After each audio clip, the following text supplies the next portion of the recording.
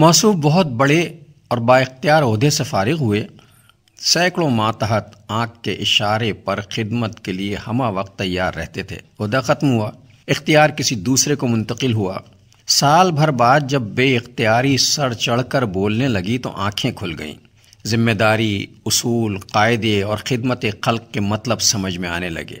آج جن باتوں پر جناب کا دل کڑ رہا تھا، جب دوسروں سے اس بات کی توقع رکھ رہے تھے، اور آج معاملہ یہ ہے کہ خود اس بات کا خیال تک نہیں آیا کہ جب اس عہدے پر تھے تو ہم کیا کرتے تھے۔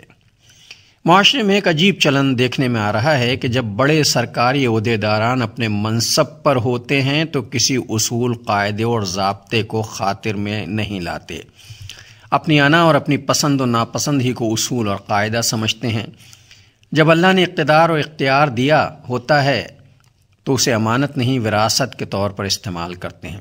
کسی کو بھی جواب دینے کی فکر سے عاری ہوتے ہیں، مزاج میں رعونت سڑ چڑھ کر بول رہی ہوتی ہے۔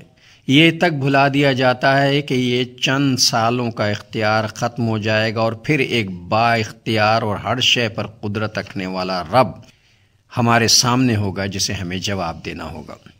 اکثر دیکھنے میں آیا ہے کہ بڑے بڑے عہدوں سے فارغ اور بے اختیار ہونے والے صوفی اور مبلغ بن گئے ہیں اور ایسی نصیحتیں اور اقوال زرعی سے نوازتے رہتے ہیں جیسے ان سے بڑا دائی اور مصلح کوئی اور نہیں۔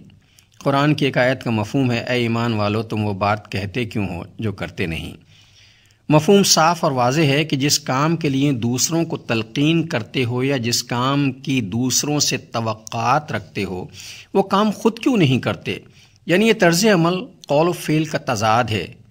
اگر با اختیار شخص اپنے حلقہ اثر میں یعنی ادارے یا محکمے میں اپنے خیالات کے مطابق حالات کو ڈھالنے کے بجائے اللہ اور اس کے رسول صلی اللہ علیہ وآلہ وسلم کے بتائے ہوئے قاعدے اور ضابطوں پر خود عمل پیرا ہو جائے اور اپنے ماتحت افراد کو بھی ان کا پابند بنا دے تو دیکھتے ہی دیکھتے معاشرے میں مثبت تبدیلی رونما ہو سکتی ہے۔ ایسے تمام افراد کو اپنا احتساب کرنا چاہیے کہ آج وہ جو کچھ کہہ رہے ہیں کل انہیں یہ سب کام کرنے کے مواقع بھی میسر تھے اور اختیار بھی، تب انہوں نے ایسا کیوں نہیں کیا؟ اور جو حضرات ان کی جگہ اس منصب پر فائز ہوئے ہیں ان کے لیے مقام عبرت ہے کہ بے اختیار ہونے والے کس پچھتاوے کا شکار ہیں۔ چنانچہ انہیں اپنی اصلاح کر لینا چاہیے تاکہ کل ان کا معاملہ پچھتاوے والا نہ ہو۔ خود کو سب سے بہتر سمجھ لینا ایک لا علاج بیماری ہے۔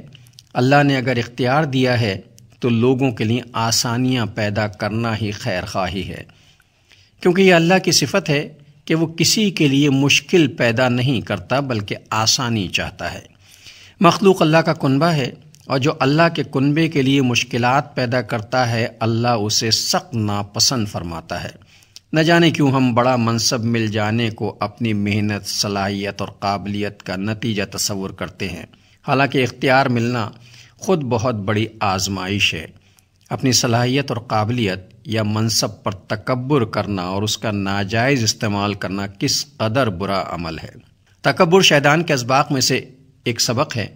تکبر اللہ کی چادر ہے اور جو اللہ کی چادر کھینچتا ہے اللہ فوری اسے پکڑ لیتا ہے۔ ایسی عبرت کی مثالیں ہمارے ارد گرد بکھری پڑی ہیں۔ ہم اپنے رویے، انداز گفتگو اور معاملات تفاخر کے حوالے سے غور ہی نہیں کرتے کہ ہم کہاں کھڑے ہیں۔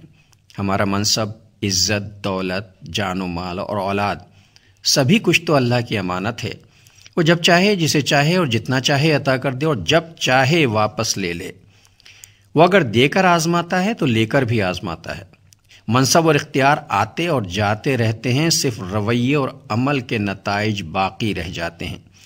جو بھلائی کے کام کرتا ہے اور بھلائی کو پھیلاتا ہے وہ باقی رہ جاتا ہے، اور جو مشکلات پیدا کرتا ہے وہ تمام عمر بد دعاؤں کے حصار میں رہتا ہے۔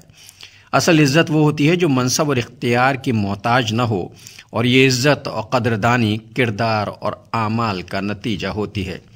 یہی وجہ ہے کہ اسلام عزت اور وقار کا ذریعہ تقوی کو قرار دیتا ہے۔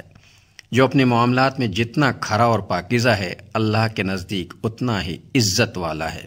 جو اللہ کے نزدیک عزت والا قرار پائے اللہ مخلوق کے دلوں میں بھی اس کے لیے عزت پیدا کر دیتا ہے، اللہ کے پسندیدہ بندے زندہ جاوید ہو جاتے ہیں۔ اگر بندہ اپنے تکبر، نافرمانیوں اور خود پرستی کو قربان کر کے اپنے رب کی طرف آ جائے تو وہ ایسا منصب اور ایسی عزت عطا کرنے والا ہے جسے کبھی زوال نہیں ہوتا۔ This program is the sole property of Pakistan Broadcasting Corporation, Islamabad. Piracy in this regard is illegal.